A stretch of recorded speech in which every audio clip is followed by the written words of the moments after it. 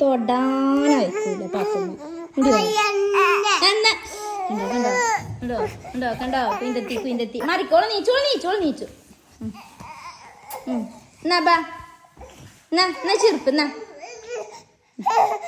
ആ കൊണ്ടേക്കോ. അതന്നെ